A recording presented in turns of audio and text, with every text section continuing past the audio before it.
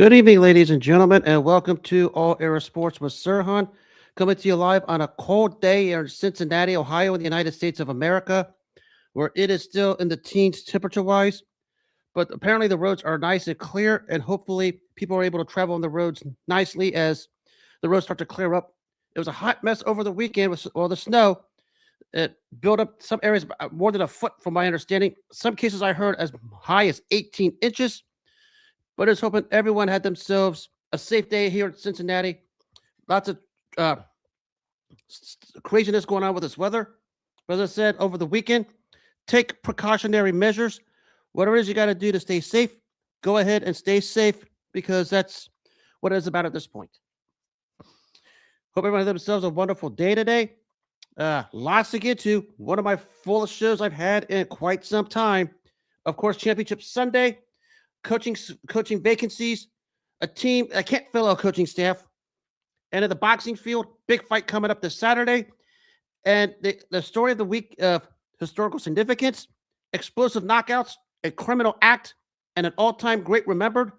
And I conclude with probably the greatest thing to happen to combat sports in quite some time.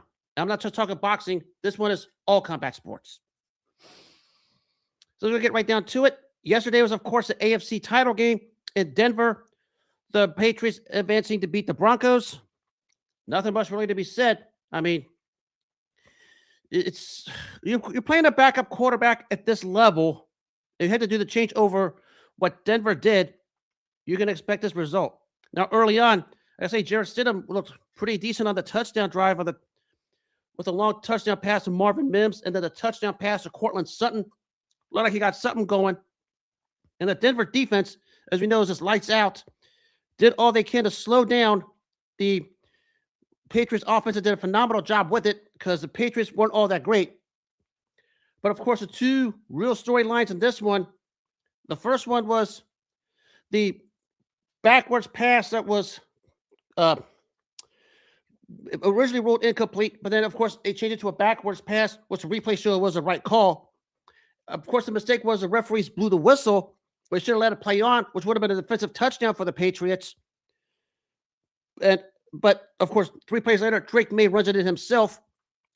And the second one is, of course, the one that has everyone scratching their heads. 4th down and 1 inside the New England 13. Sean Payton elects to go for it as opposed to take the points on a field goal. You're playing a backup quarterback at a championship game at that level. Your best bet is to take the points because your margin for error at that point in the NFL season, we talk about conference championships, is thinner than a piece of paper, and it is even thinner than that.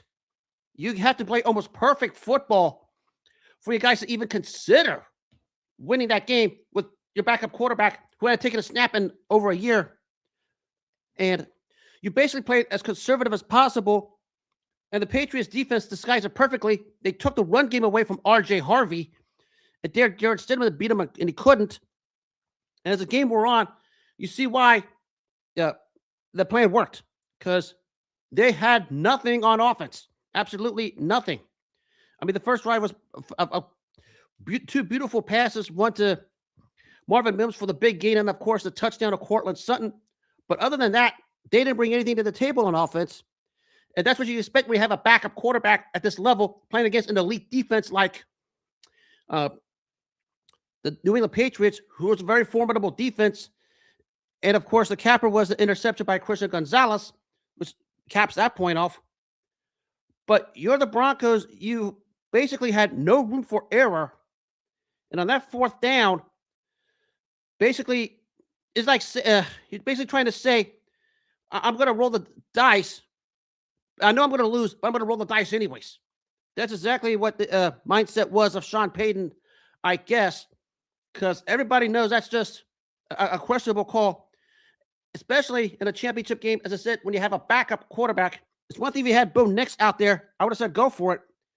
But you had Jarrett Stidham, and who was, aside of those 2 passes, didn't play all that, played absolutely abysmal yesterday. And you go for a 4th and 1. It's not bad enough you went for it on 4th and 1. You went for it on 4th and 1 with trying to run a single bootleg to a quick pass that was almost intercepted, but it didn't matter anyway because the Patriots had the ball because it was a turnover on downs regardless. But it wasn't just a fourth down that was a problem. It was also the play call that took place last night at Denver that made it even worse. And some of the play calls by Sean Payton, which I get, you're playing a backup quarterback. You're essentially playing not to lose, which is exactly what happened. Lots of question marks of that game yesterday. And I get it. You lost Bo Nix, who was phenomenal against Buffalo. It didn't broke his ankle, unfortunately.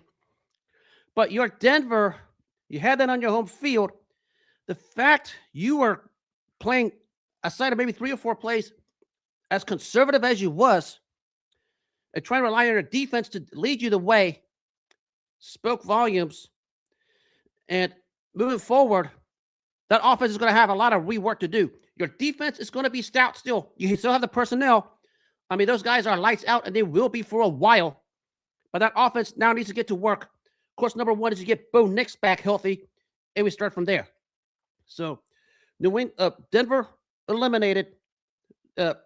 Questionable play calling by Sean Payton.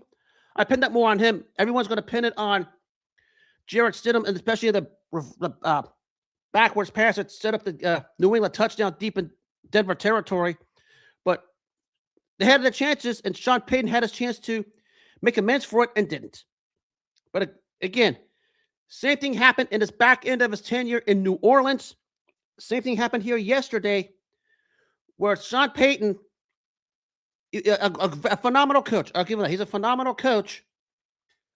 But when you have as a top seed, a top level team, like especially the ones he had in New Orleans, can't coach or hit the right buttons at the right times to get over the hump.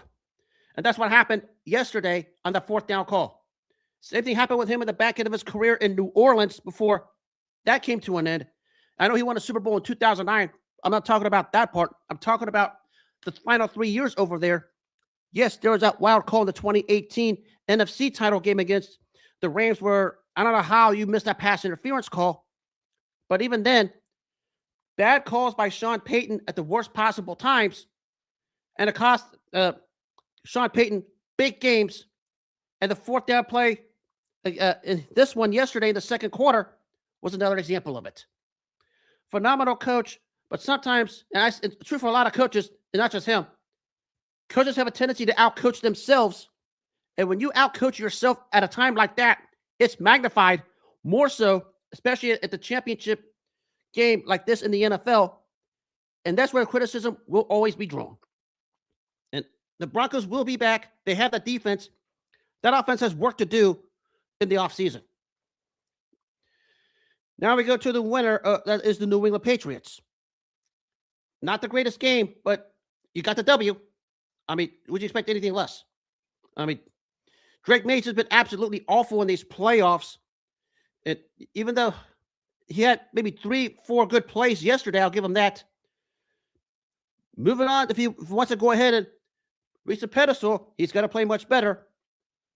And I expect him to do that. I'll touch on the Super Bowl preview after I touch on the NFC part of it. But Drake May, everyone's anointed him the MVP, which I think he's going to win it. If I had my vote, I would vote Matthew Stafford.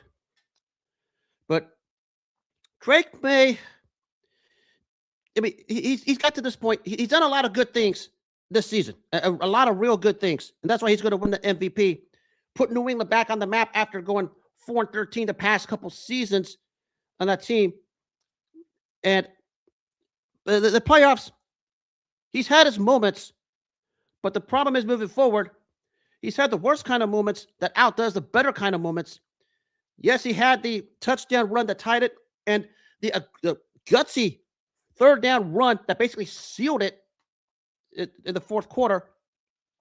But moving forward, he's going to have to play better if they want to go ahead and hoist another trophy over there at Foxborough State, or whatever it's called now, Gillette Stadium in Foxborough.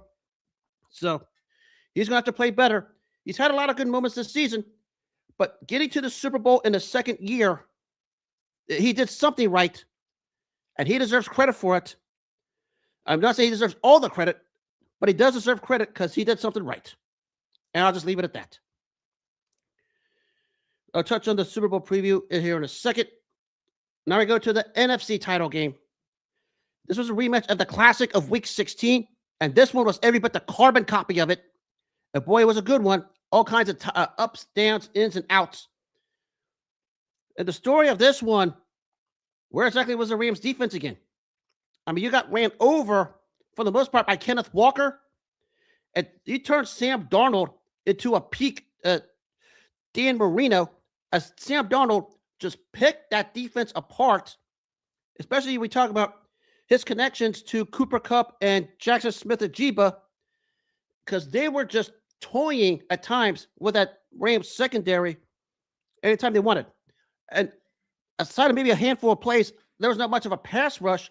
And even the pass rush that did come, Sam Darnold had an answer for it. And the Rams, who was supposed to be the most talented team in the NFL, I mean, they played well, but where is that defense, especially the run defense that had Kenneth Walker just running wild on you? Because that's what he did early in the game. Now, there's a lot of topsy-turvy all over the place with this game.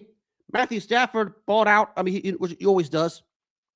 Puka Nacua just had a phenomenal game like he did Week 16. He had it again. But where is the Rams secondary? Because there were blown assignments, especially getting Jackson Smith-Njigba as open as he was. And there were times he was so wide open, I thought the defender was on the California-Mexico border. That's how wide open Jackson Smith-Njigba was.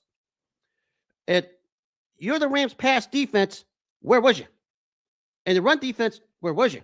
And that personnel, when you talk about Byron Young, Braden Fisk, and, of course, Jared Verse, you shouldn't allow that to happen because the Seahawks piled yards on you, and that's what happened. That's what happened Week 16 when you went up there. Same thing happened here again.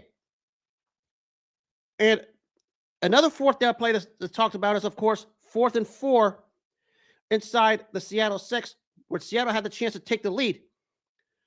Yeah, everybody's saying took the points. I should have. But I'll give this credence as opposed to what happened in Denver. You had Matt Stafford, Devontae Adams, and Puka Nacua, and Kyren Williams. You was driving, and you had the defense on heels. I don't have a problem going for it on a 4th down. It's just the play calls on those 4 downs where you got into the Seattle 6 were just terrible, and that was essentially the ball game. I mean, Seattle didn't defend that 2nd and 3rd downs all that great. 4th down was just a bad route by Puka Nacua where the defender just deflected the pass. And the Rams, you were supposed to be this juggernaut, and you was for the most of the season. But in the second half of the season and the postseason, that defense was giving up big plays and missed assignments and reared its ugly head, and it caught up to you in this game.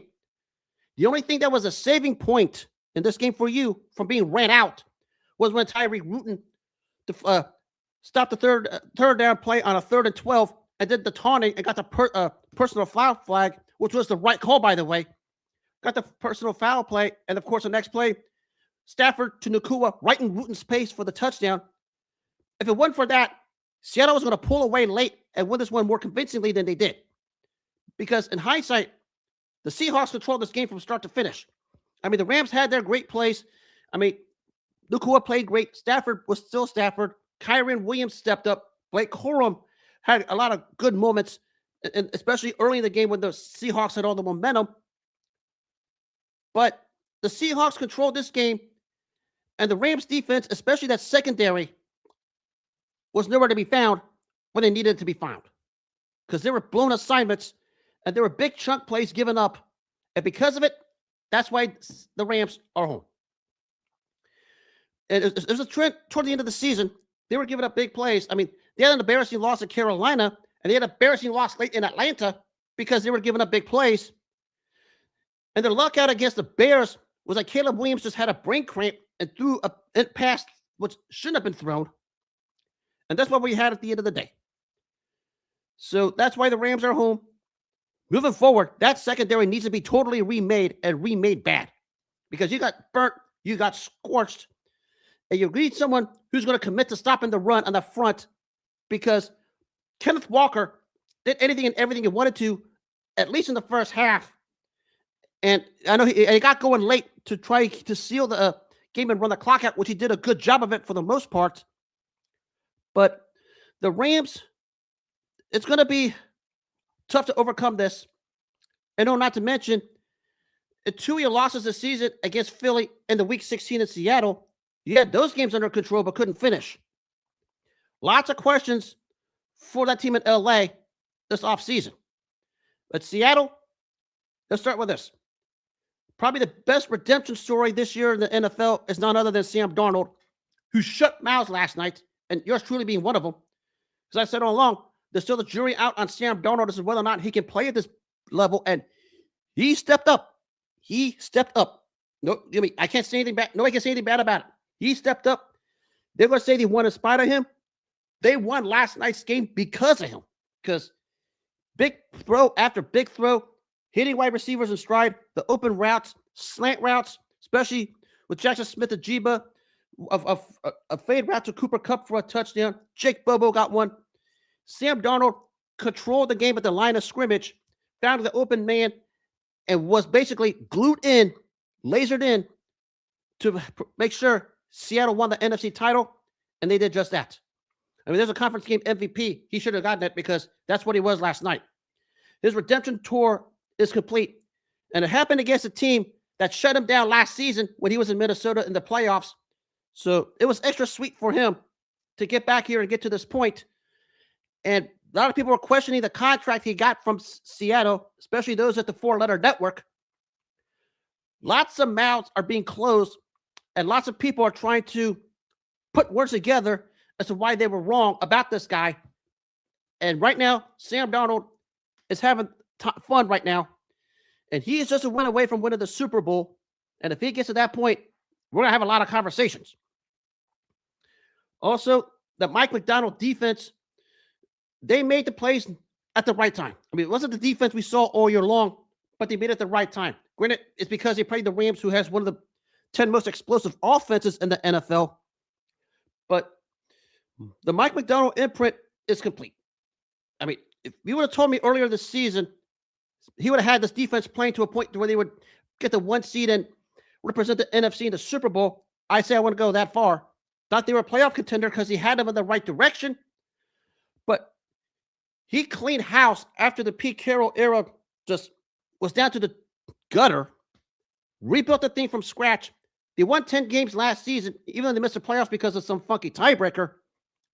Comes back this season, wins the NFC West and the number 1 seed, and just pummels San Francisco and beats LA in a game they controlled more than you thought. Says a lot about the imprint that Mike McDonald had, and he's going to win the Coach of the Year. I mean, a lot of candidates, but in my opinion, he's going to win the Coach of the Year, and he showed it again, having this team ready to play, and actually having them galvanized after the Rick Wooden taunting mishap, which almost had them falling off the rails. He galvanized the troops, had the defense playing well after that happened, had the red zone stand on the 4th and 4, and because of it, that's why they're going to the Super Bowl, and that's why Mike McDonald is your Coach of the Year for 2025. And one of the real feel-good stories, actually, we talk about coming up in the Super Bowl, to both of them. Think about where New England was a few years ago after Tom Brady left, and think about how Seattle slowly hit the downturn after the Legion of Boom era had ended, and we know it with that, Marshawn Lynch, Russell Wilson, and all them. You bring in 2 coaches the caliber, respectively, of Mike Vrabel and Mike McDonald, clean house with basically all the dead weight on those rosters, send them out, sign free agents well, drafted well, key players at key spots on both teams, especially on the defensive side, where it's been both their trademarks over the years. And that's why they are where they're at. And that's why in 13 days, they're going to San Francisco to play in Super Bowl 60. To come from where they were at the end of the runs they had. We talk about Seattle with the Legion of Boom and the Patriots with Tom Brady and Bill Belichick. To the downturn of a couple years after that, and to rise from the ashes to get to this point says tons about the organizations, says tons about the respective head coaches, the players they brought in, the personnel they're in, the philosophies is implemented, and that's why Super Bowl 60 is going to feature these two teams with these two head coaches, and these are just two terrific stories going in. What's going to happen? I'll make them talk about it when it comes closer to Super Bowl weekend. But we talk about redemption stories all over the place on both sides. The biggest ones, of course, was the franchises after key pieces left, rising from the ashes, getting to a top seed, winning 10-plus games, winning their respective divisions, and finding themselves winning their respective conferences in the end. You can say what you want about the past. They got to get there. I get it. But they're here, and there's a reason for it. And they deserve credit for it. Everybody plays this easy schedule stuff. The schedule was easy. How come we've had so many shocking upsets like Super Bowl III once upon a time? Explain that. Now, that takes care of the Championship Sunday. More NFL talk. It's, of course, coaches being filled.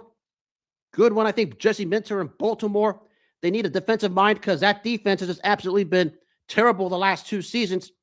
Minter could probably get that defense going a little bit. Probably need to hire a new offensive coordinator. We'll find out where it goes from there. They still have Lamar Jackson and Derrick Henry on offense. They're still the favorites to win the AFC North, which it fell off this year because everything happened. But I think Minter's going to start to get this ball rolling a little bit as it should. Interesting one is the Steelers hiring Mike McCarthy. I don't know who had Mike McCarthy on their radar outside of them. I mean, we'll find out what Pittsburgh's going to be doing. They do have a boatload of draft picks. We'll see where that goes. But an interesting hire there. We talk about Mike McCarthy to Pittsburgh. Because I thought a guy like Brian Flores would have been the answer. But we know why the NFL is reluctant to hire Brian Flores. And I'm not going to get into that part of it. But I thought a guy, remember, he was an assistant under Mike Tomlin at Pittsburgh and had them playing phenomenal ball when he was there until he went to become the defensive coordinator at Minnesota. So I thought he would have been the perfect hire for Pittsburgh. I thought the same thing for Baltimore. But we know why owners are reluctant to hire him, given what he has going on legal-wise. That's probably why. But an interesting hire, to say the least, in Pittsburgh with Mike McCarthy. Which leads to the other team in the AFC North. That is up there in northeastern Ohio and Cleveland. Coaches turning down jobs left and right. The question is, why is it? Is it because they don't want the job? Is it because it's not an attractive job? Is it because Andrew Berry's a coward? Or is it because they're waiting for shoes to drop coaching-wise before they make decisions? They had multiple interviews with multiple candidates. I think the overall feeling is they're going to promote Jim Schwartz there. Remember, Schwartz was a one-time head coach at Detroit, so he has head coaching experience. And you know, the Browns locker room, especially the defensive side, love Jim Schwartz and playing for him, which makes the logical sense. But we know Cleveland Browns and logical sense don't go hand in hand like bread and butter, because I don't know what direction they're going in. But you would think, common sense-wise, they would hire Jim Schwartz because of how Jim Schwartz got the defense playing well under him, especially this season when they were shutting teams down. They don't even have a offense that can compete at a high school level. That was what Cleveland's problem was. But the smart move, you think, would be to hire Jim Schwartz because the players could probably respond to him. And that's why the defense was as good as it was under him.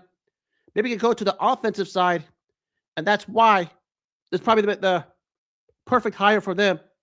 But as we know, Cleveland Browns and common sense don't go hand in hand like bread and butter.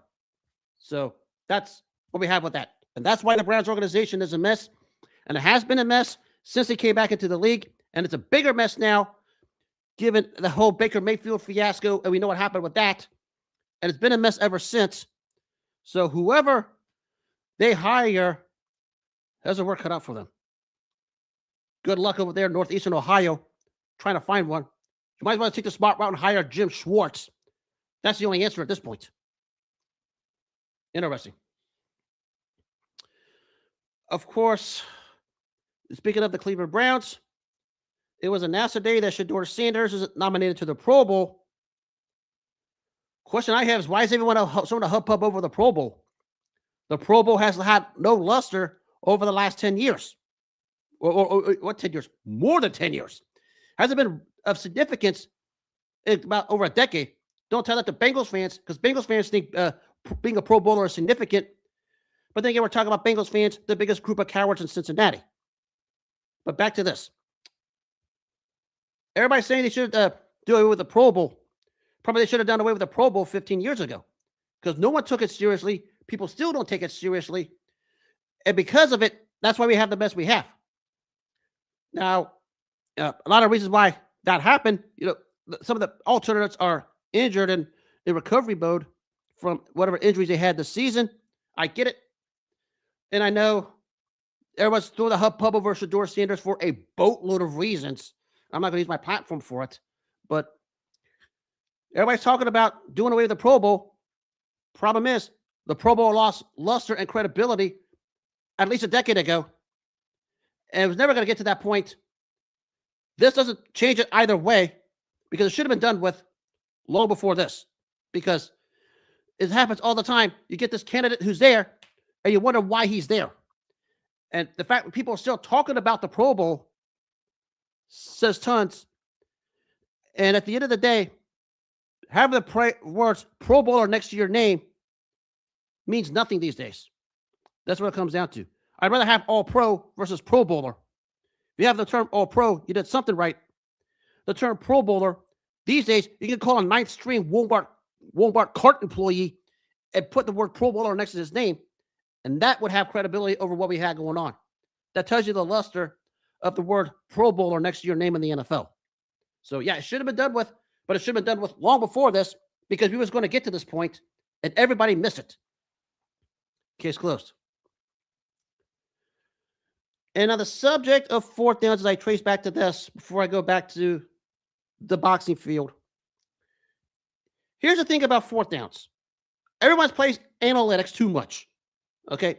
I mean, analytics say. What the hell are these analytics? Tell me what the hell analytics mean. You can't tell me. You just see it on the television screen, and you say, those are analytics. A 3-year-old can read analytics off a television screen. That tells you how irrelevant analytics are. I said the fourth down in the Denver game, something they should have never done, because you had a backup quarterback and you're playing conservatively on offense, and we play a backup quarterback. You almost have to totally overhaul your offensive game plan, and that's what happened with Denver. Compared to the fourth down in Seattle with a chance to go ahead, and with that game, there's a lot of differences with this. And here's one thing everybody misses. We talk about the Rams and going for that fourth down. You had Matthew Stafford, Puka Nacua, and Devontae Adams. And you had a Seattle defense you were making big plays on. You had them reeling. I don't have a problem with going for it on fourth down on the Rams game. I just had a problem with the play calling, because there were those 3 plays, second down, third down, and fourth down inside the Seattle 6. They were just awful, and they weren't even close. There was what the problem was. Not going for it. It was just the play calls were terrible. They could have said, take the points. I mean, it's easy to say, and I agree. I think I should have if I was the Rams and Sean McVay. But I understand the meaning, because also remember this. The Seattle offense was moving the ball up and down on the Rams defense all night long. So the Rams treated that as 4-down territory, and I understand why they went for it. Again, I would have taken the points in a championship game, because it would have changed a lot of dynamics. But on offense, when you have Matthew Stafford, Puka Nacua, and Devontae Adams, you go for it. And that's what they did.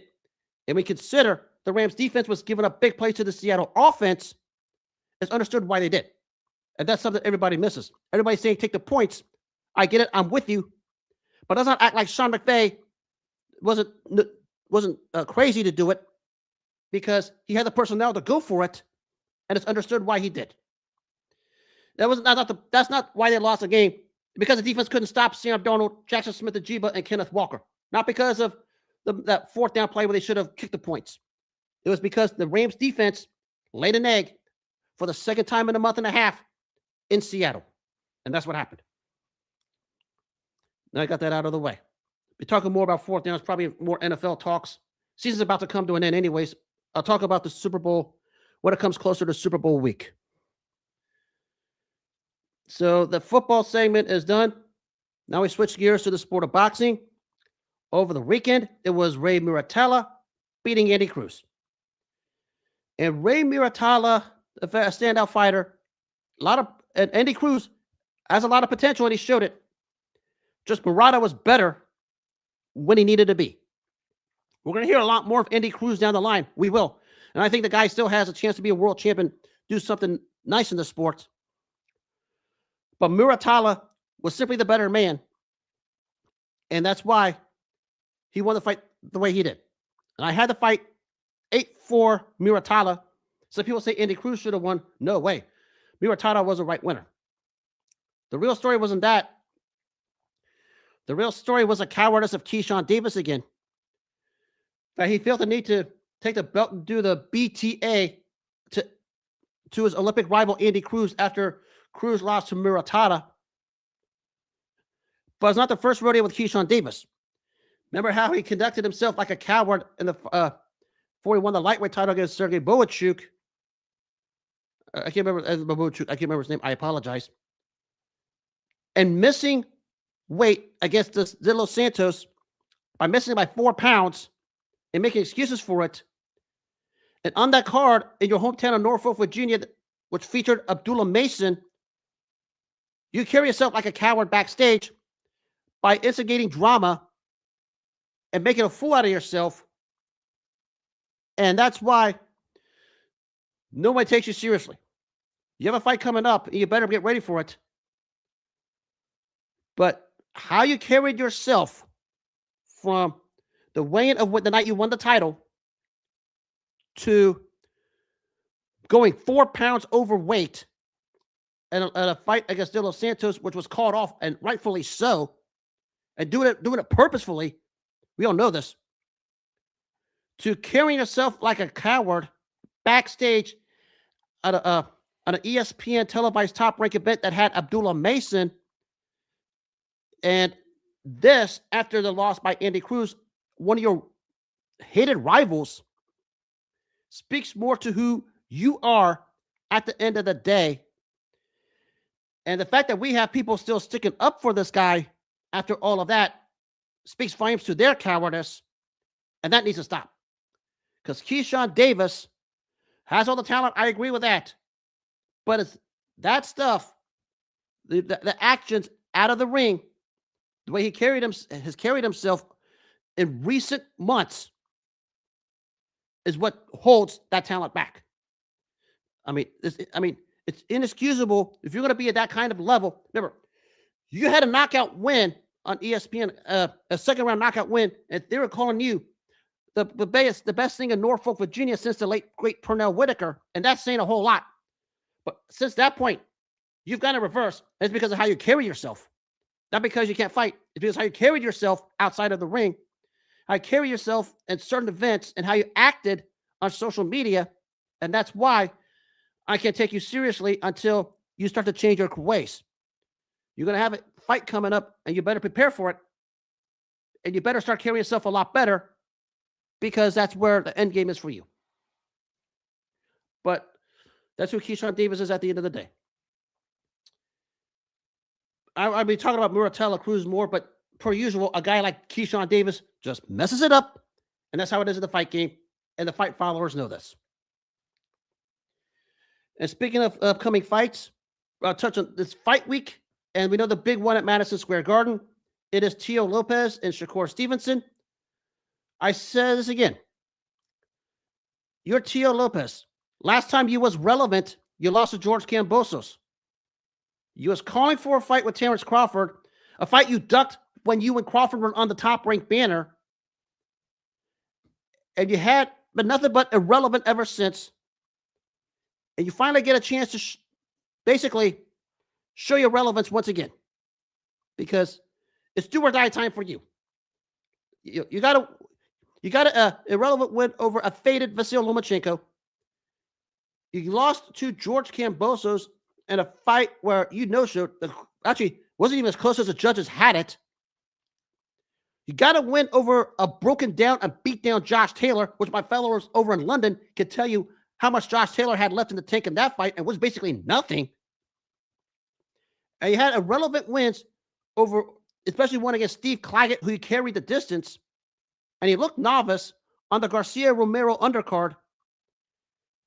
And you're getting this. You have one chance to be relevant or to get out. Because you've been irrelevant since the Kambosos loss, and a flaw was exposed that night when Kambosos beat you. And you can use excuses all you want. The point is, you fought George Kambosos, and you lost to George Kambosos. The same George Kambosos who couldn't win a round against Devin Haney twice, and the same George Kambosos who lost to a woefully faded Vasyl Lomachenko who had nothing left in the tank. That's how bad that loss looks on your record. But you have one chance to write it off this Saturday against Shakur Stevenson. And if you don't write it off, or at least do something of significance, it's over. I mean, you've been irrelevant since. You're going to get this fight. And Shakur Stevenson wants all the smoke, and he's getting it with Teo Lopez. But Teo Lopez, this is it. It's simple. I mean, there's a reason. I don't know what the betting odds are. I don't even care for it. I'll make my prediction Friday night. But this is it for Teo Lopez. You've been irrelevant since George Kambosos having fake championships and being a fake champion. Now you have one chance to right all the wrongs against a pound-for-pound talent like Shakur Stevenson, and you better show up. Otherwise, you won't just be irrelevant. You'll be totally non-existent.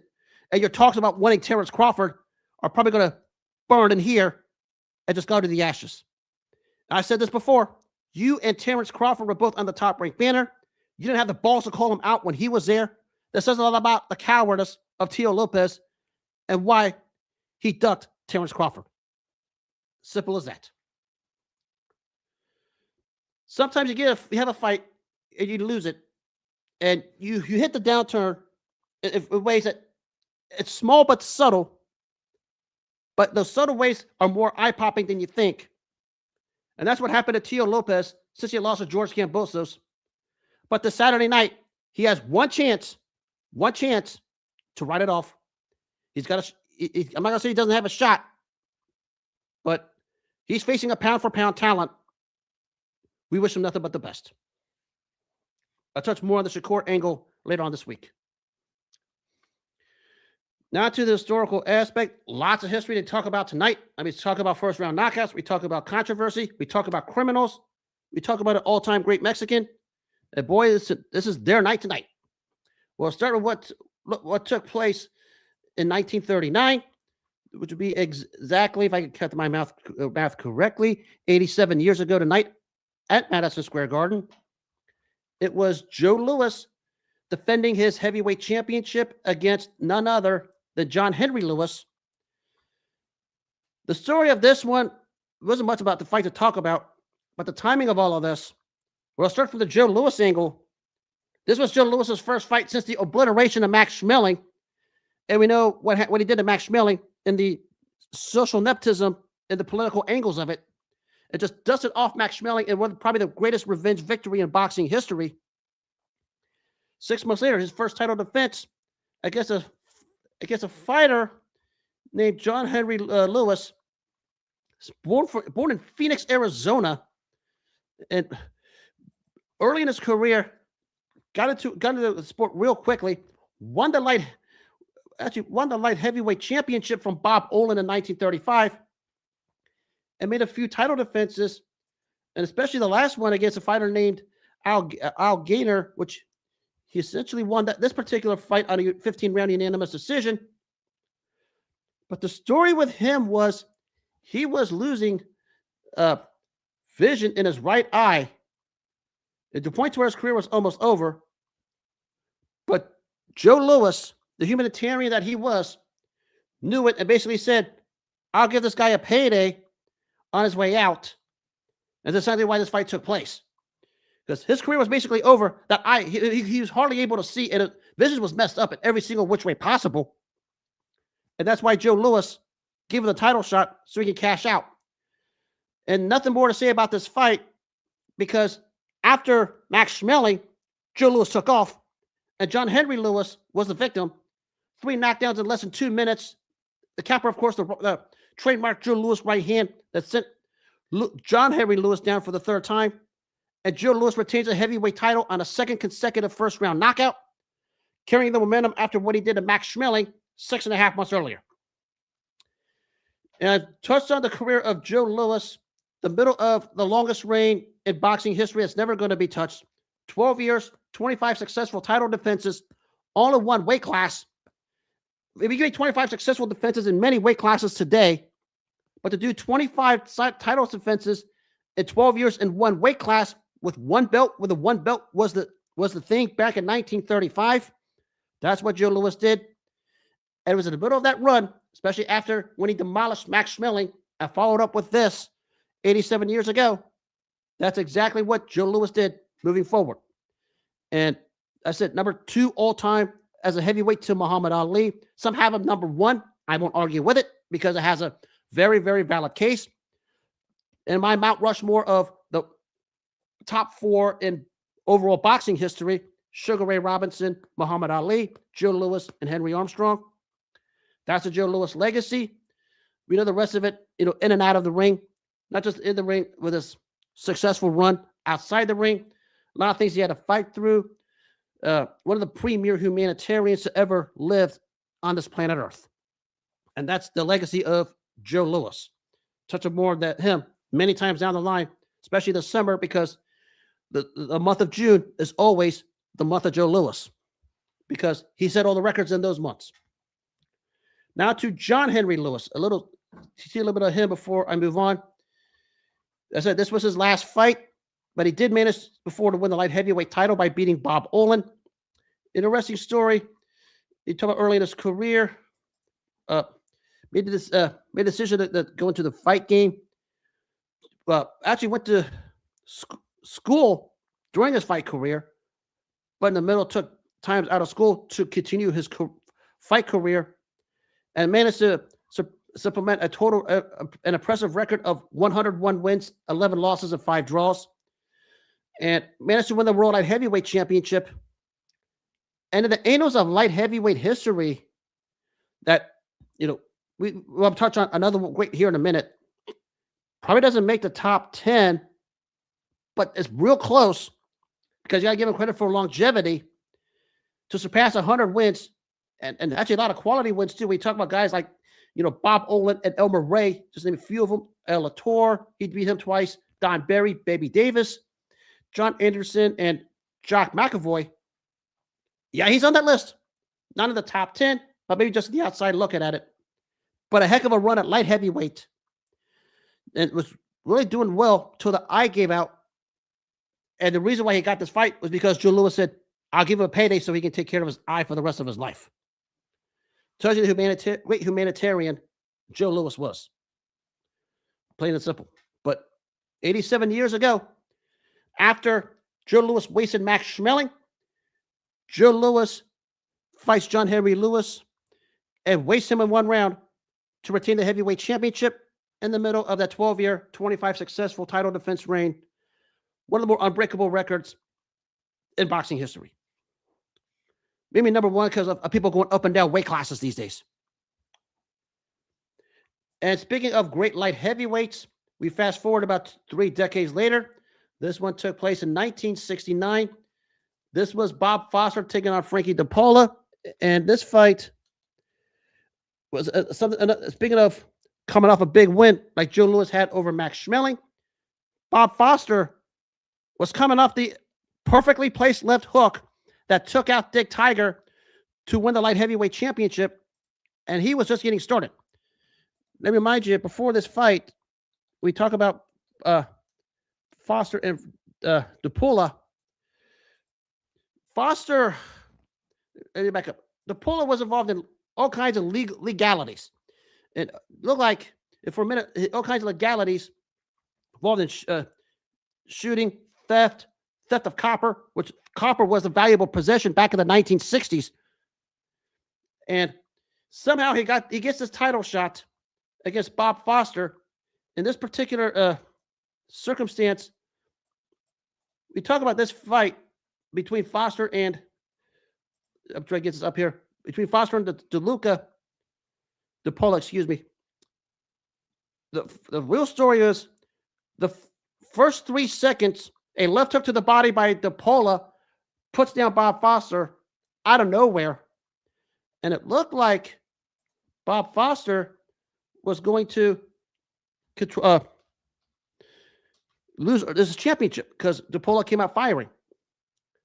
But little did we know what Bob Foster was all about as he came back and basically just obliterated DePaula effortlessly as if DePaula didn't belong in the same ring with him, as if that freak body shot knockdown from the left hook to the ribs didn't happen. And we talk about this particular fight.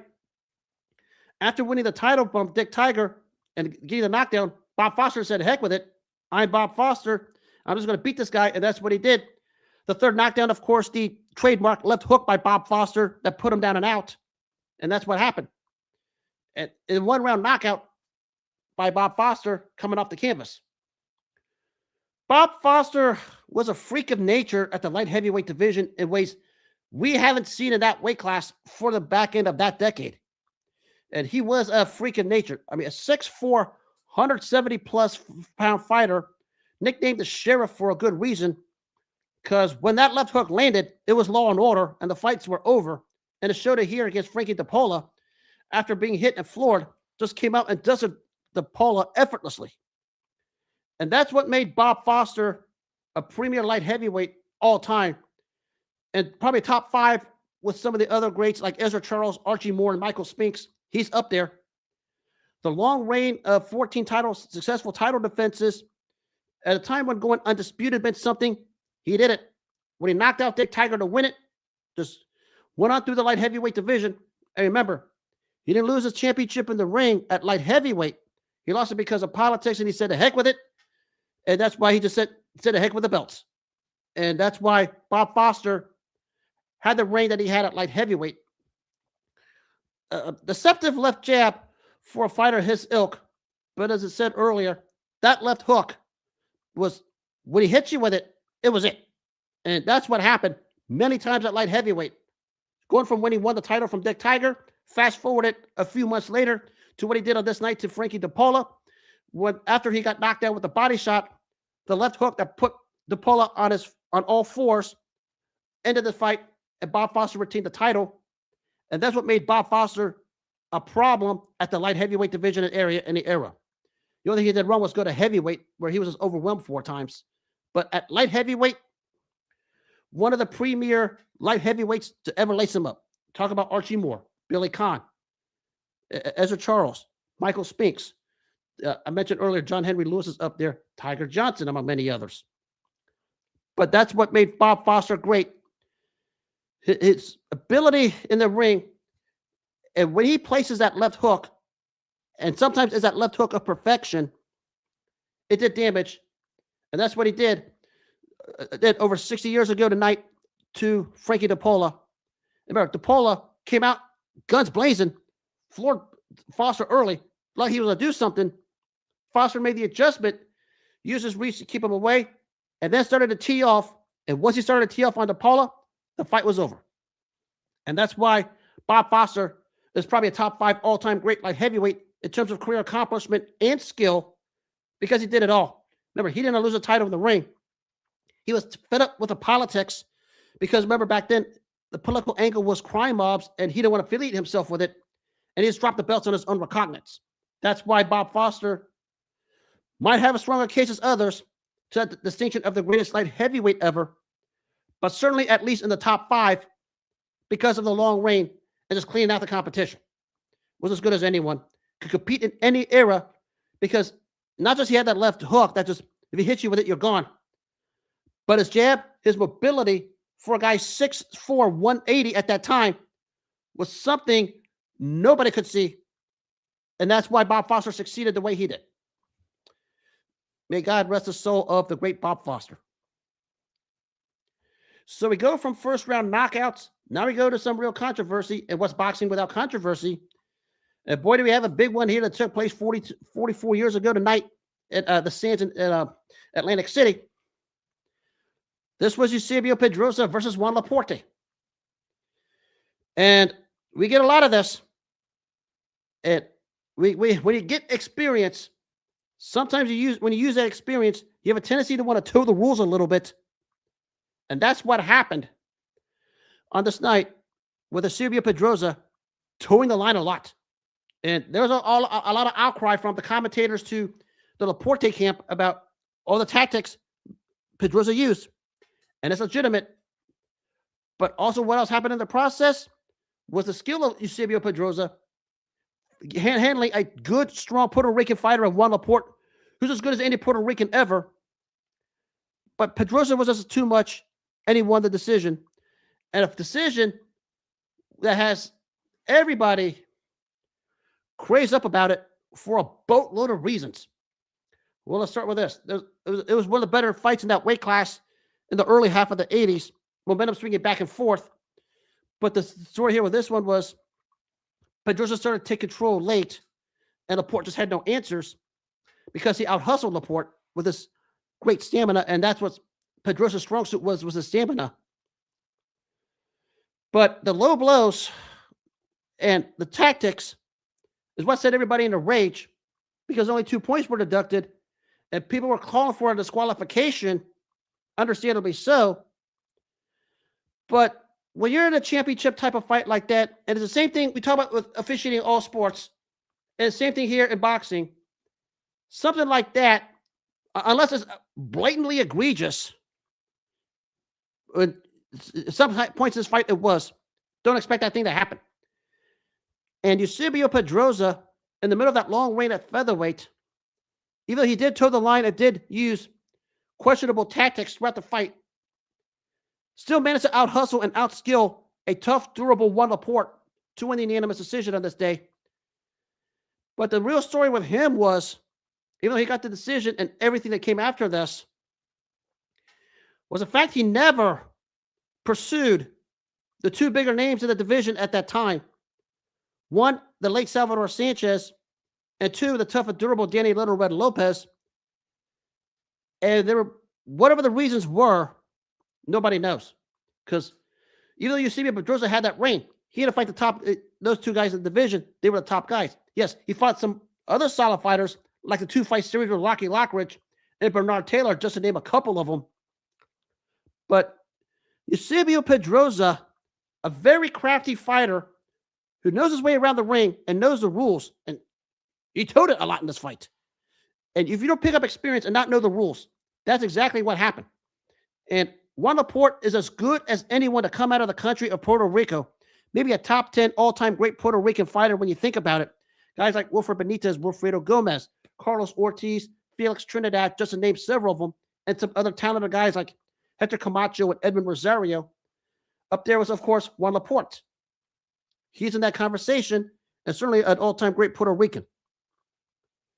But Eusebio Pedroza just outdid him in everything. Granted, he towed the line, but as he was towing the line, he still was finding ways to out-hustle and out-skill Juan Laporte. And that's why Pedroza is an all-time great in that weight class. And maybe a top 15 all-time great Latino is Pedroza because of the longevity of the reign. Again, maybe the 2 blips on the road was he didn't fight Salvador Sanchez and Danny Little Red Lopez. They pursue it. Now, of course, the tragedy with Sanchez didn't help, which I'll touch on here in a second. But greatness due to longevity is what made Eusebio Pedroza stand out. Strong fighter with strong punches, a bit taller for a fighter in that weight class than usual, and longer arms for a fighter than usual in the featherweight divisions because that kind of a body type wasn't thought of. We talk about a 5'8" featherweight with long arms. And he wasn't just a guy who mixed it up. He had skill. He had good regeneralship. But known to toe the line on many times. But even as he was towing the line, that was probably his way of trying to get into your head and finding ways to win fights. And that's what happened. Not just with this, but in many other fights, because there were outcries all over the place. And he probably got a few gifts along the way, obviously, but it does not deter the fact that Eusebio Pedroza is an all-time great, probably an all-time great Latino fighter, probably top 15 in that category. But it's a weird legacy for him because he got it out of longevity, but never had that one quality win we can point to it and say, yeah, I saw that win. I saw that fight. I saw how great Eusebio Pedroza was. A case of a guy who just trucked along, a la Marvin Hagler, a la the early portion of Julio Cesar Chavez, just trucked along, and just because he trucked along as a champion, just because that longevity as champion put him up there, and that's why he had the success he had, and is an all-time great. In the Latino community, I would probably say top 15. A little tricky is I don't know where I go outside of the top 10 because some of the top 10 is super obvious and super high. Hard for me to put him up there in that category, but it's definitely an all-time great.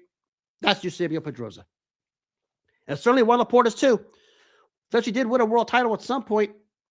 And, you know, he had other chances against Salvador Sanchez, of course, here against Pedroza and Julio Cesar Chavez, just to name a few. Couldn't get it done, but he did manage to win a world title. It was a very solid featherweight and super featherweight.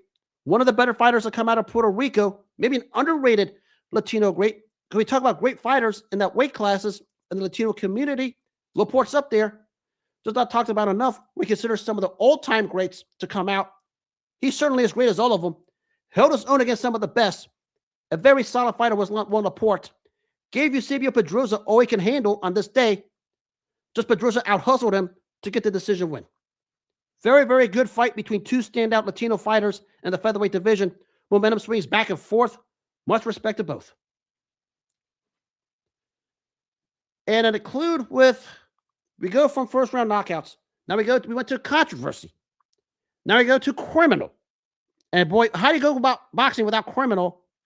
And talk about what took place 17 years ago tonight at the Staples Center of Los Angeles. And boy, somebody ruffled my feathers late last year. I might have to double down again. This was Antonio Margarito versus Shane Mosley. Those of you, the fight followers that are listening, you know what I'm talking about. Give a synopsis before I get to this. Shane Mosley was coming off the loss to Miguel Cotto. After that, Antonio Margarito beats Miguel Cotto, and we have this fight. We know what happened in the locker room before the fight. The illegal object that had no business being in the locker room that was compensated by Dean Lohaus, the well-respected California commissioner. And if Dean Lohaus said it was illegal, it was illegal. And that's what happened. And not only was it caught in the hand wraps, it was so caught in the hand wraps, the Margarito camp tried to shortchange it. And Nazim Richardson, the trainer of Shane Mosley, made Antonio Margarito wrap those hands 3 different times to make sure it was legally wrapped before the fight took place. We have cowards in the Hispanic boxing community who try to use this despicable excuse to say nothing happened and Antonio Margarito's name is slandered.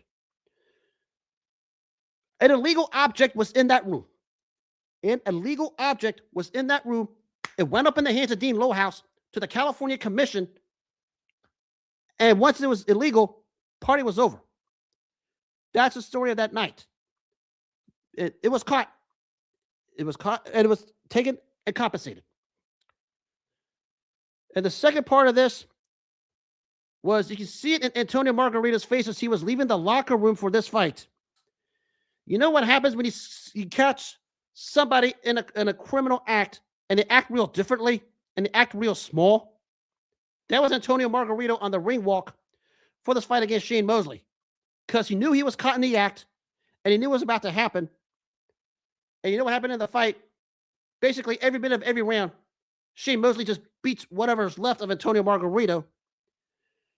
Because once something like that is exposed to the world and is exposed to you in front of your face, the way it was to Antonio Margarito that night in that locker room, it's over. It was over for him at that point. And that's why Shane Mosley did what he did. The only regret is Shane Mosley couldn't do more because he deserved more. It's plain and simple. And we have cowards in the fight game who act like nothing happened.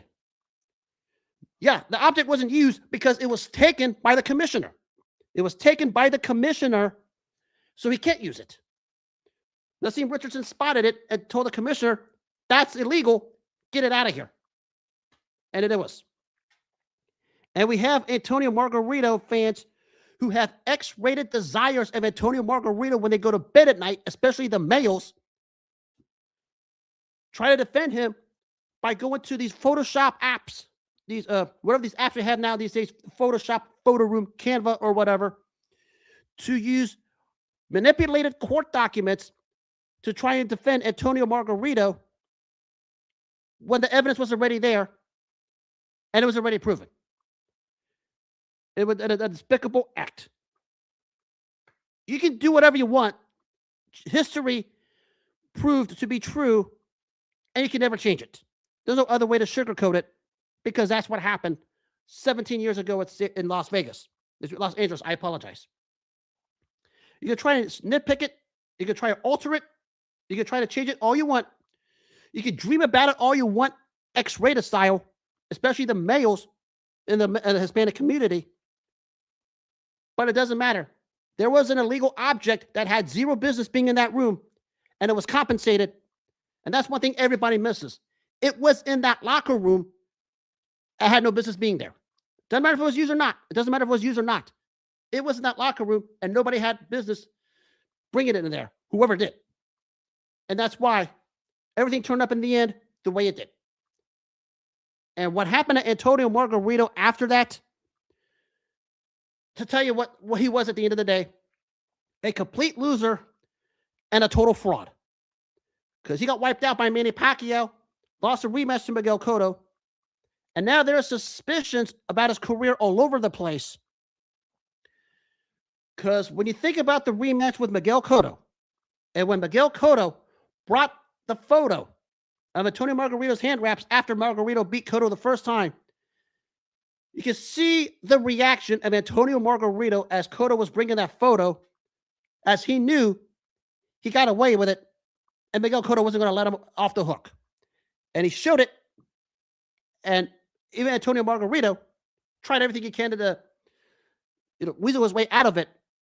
But you see the guilt on his face and hear the guilt on his voice, and that's why Antonio Margarito is nothing more than a fraud and a crook in the fight game. And that's his legacy forever. It's not slandering. It's the truth. And for those of you guys in the Hispanic community who can't accept it, these are the same guys who thought this guy was going to surpass Julio Cesar Chavez and Salvador Sanchez as the greatest Mexican fighter of all time after he beat Miguel Cotto. Julio Cesar Chavez and Salvador Sanchez didn't need to use loaded hand wraps to get to their stature in boxing history.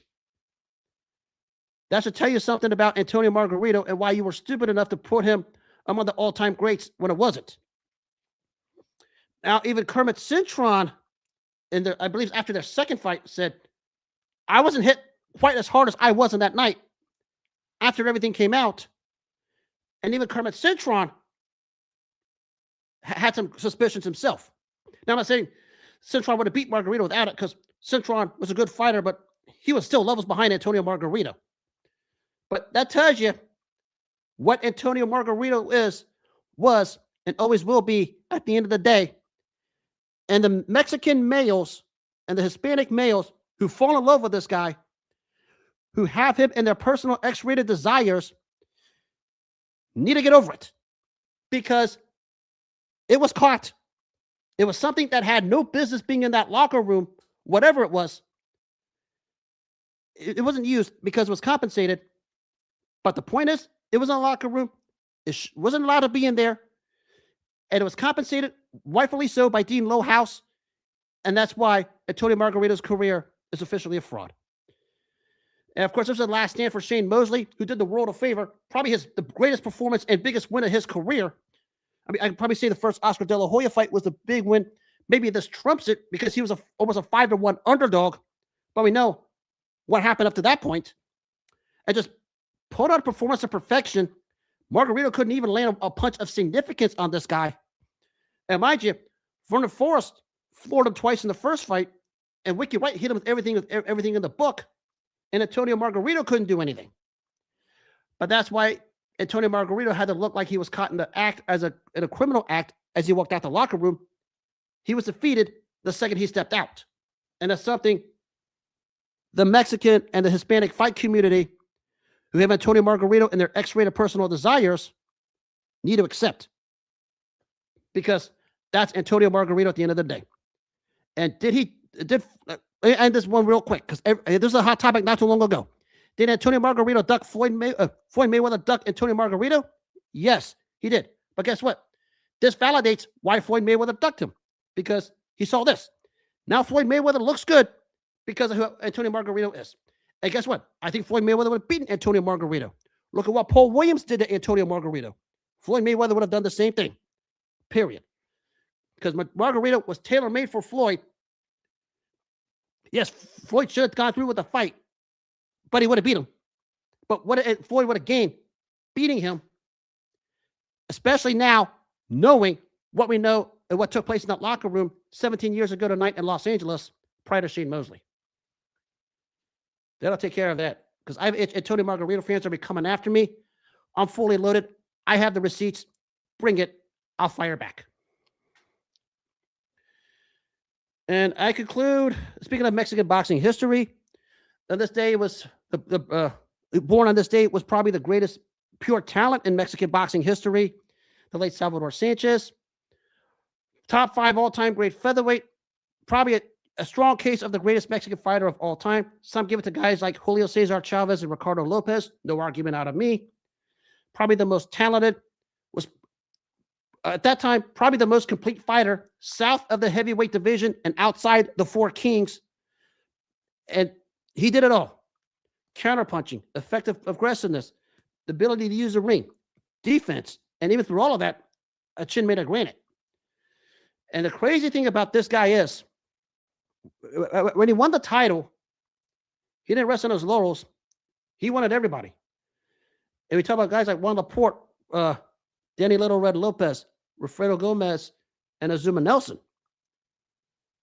And the crazy thing is, this guy had big paydays lined up for the next 3 to 4 years after that. We mentioned guys having to move up probably junior lightweight or probably lightweight because the featherweight division was raining out of competition. More likely to have to face guys like Hector Camacho, Alexis Arguello, and like I had to cross paths with Julio Cesar Chavez in an all-Mexican showdown, because, that would have been an insane build-up south of the border.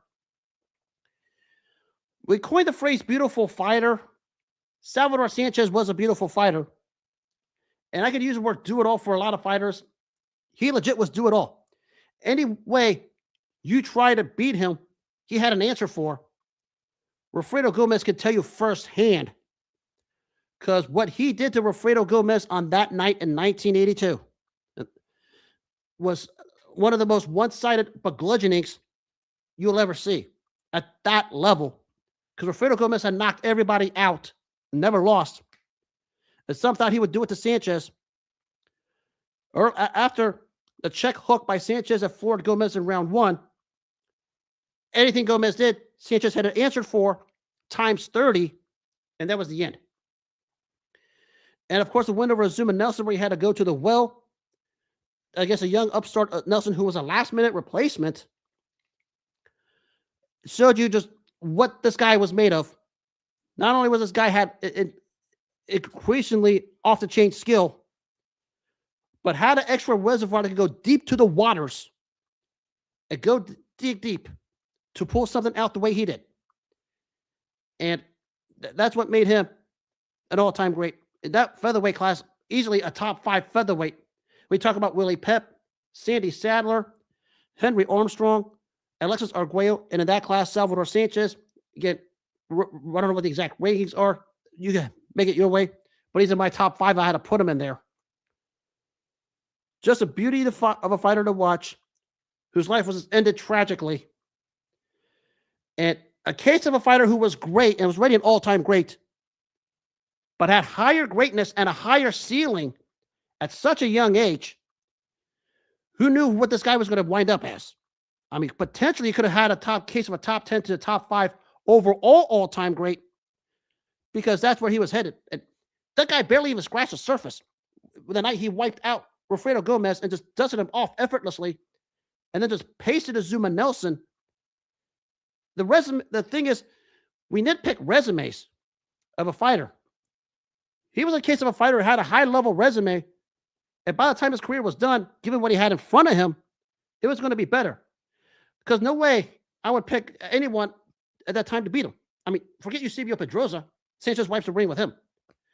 Hector Camacho was beginning his turbulence in and out of the ring. Sanchez would have handled that. Alexis Arguello was probably been on his downturn.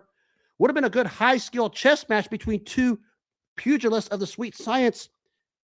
But Sanchez probably had all the answers for him. And at that point, the early 80s, before Julio Cesar Chavez became who he was, he would have had to run into Salvador Sanchez. And as much as I love Julio and I pick him in many fights all time, there's no way I pick him against Salvador Sanchez. Sanchez wipes the ring with him. And that's what Salvador Sanchez was headed toward, had it not been for the tragedy. But one of the genuine all-time greats, especially south of the lightweight division, probably number one in Mexican boxing history, said Chavez, Lopez, a couple of others worthy of the distinction. Top 3 or 4 in the Latino community among Latino fighters. We took up there with Roberto Duran and Alexis Arguello. Although some flip-flop Arguello and Sanchez 2 and 3, I don't have a problem with it. I mean, I get it, but he is up there. And the scary part is he might have shattered all of that had it not been for the tragedy. That's what Salvador Sanchez was headed toward had it not been for the unfortunate tragedy that took his life. And may God rest the soul of Salvador Sanchez, one of those purely talented fighters who defied the sweet science in those little big man classes. And he just didn't do it. He did it with a thing of beauty that made you glued to the television screen and made you want to see this guy more, because that's why he was a fan favorite, not just in Mexico, but made it mainstream in the States, especially after what he did to Wilfredo Gomez. He became a global hit sensation across the global landscape, especially became Americanized here in the States. And more so after he beat Zuma Nelson. But unfortunately, that was it.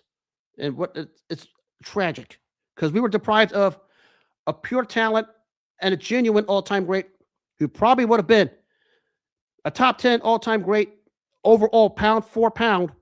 And yes, in that Ali, Ray Robinson, Joe Louis category, he would have been up there with it had this not happened, because that was his trajectory. And the ceiling, as he was fighting on and getting better, was getting higher. Who could have said that in the fight game? Hardly anybody. That's what made Salvador Sanchez great. He would have been much greater because he was treated that way. But everything that happened was unfortunate. May God rest his soul. I can tell you more about Salvador Sanchez stories. Salvador Sanchez was one of a kind. And when they say he was him for that time, Salvador Sanchez was him. That resume was getting good and was going to be better. I mean, those guys I said before, Pedroza, Camacho, Arguello, and Chavez, forget it. They couldn't lace this guy's boots. And I conclude with what took place over the weekend on UFC 324. Of course, shout out Justin Gaethje, a hell of a win. Also, shout out Patty Pennington, tough as nails, fought as well as you could. And it was a heck of a fight in the main event. Good win by Gaethje. Hopefully bigger things for him. But the story here is the debut of UFC on Paramount Plus. If you're not a fan of UFC and Paramount Plus, you're not a fan of UFC, and you better get the hell out, because that was the best thing to happen to both Paramount Plus and UFC. More so UFC to get out of the garbage things they had with the 4-letter network, because that product was just trashed out. And the best thing that UFC did was put that product on Paramount Plus for the deal they got and made it more consumer friendly for everyone to watch. And that's why it was a winner over the weekend, just for that. And we don't have to deal with anything that ESPN did with the UFC ever again. And this is just getting started. I know everybody's complaining about stupid stuff like that coward Ariai Helwani or whatever the frick his 4-eyed name is. I can't even think of it at the minute because he had some degrading things to say, which defies him more than this product. But the best thing that happened to UFC in quite some time was his contract with Paramount Plus, and the product was a blockbuster success, especially when we had the kind of a main event that we had with Justin Gaethje and Paddy Paddington.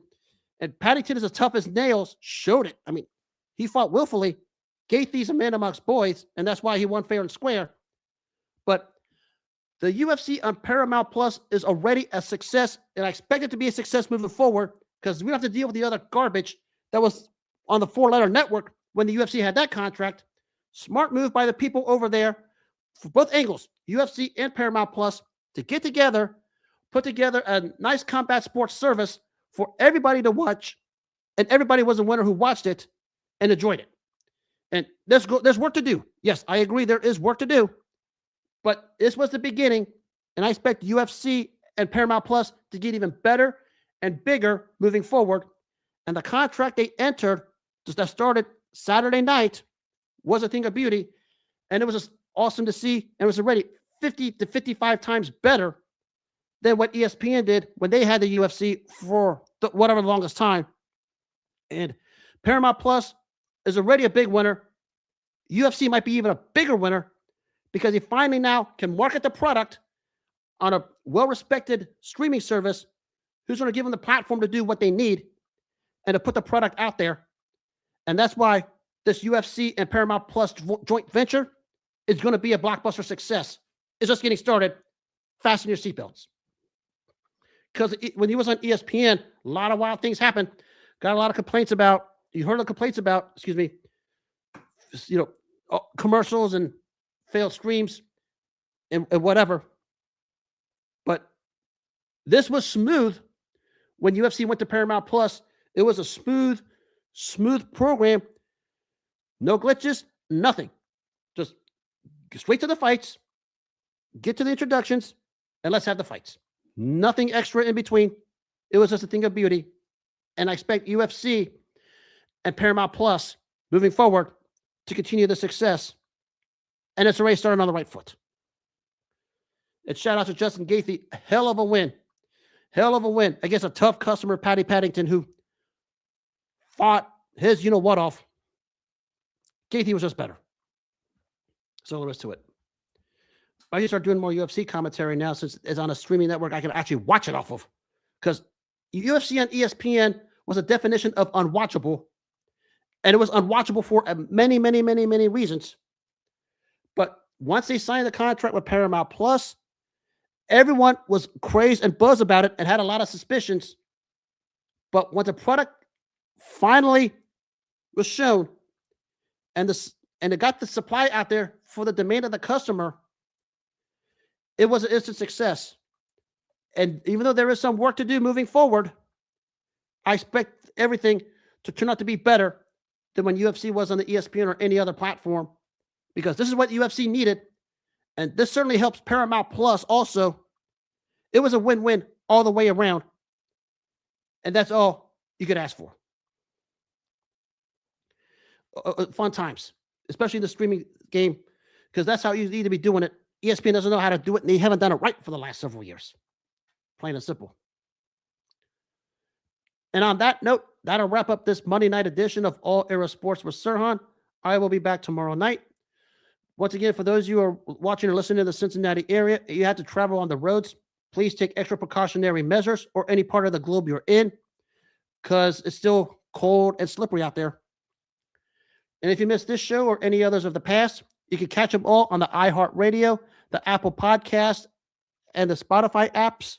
Also, the video version on the X, the Facebook, and the Rumble platforms.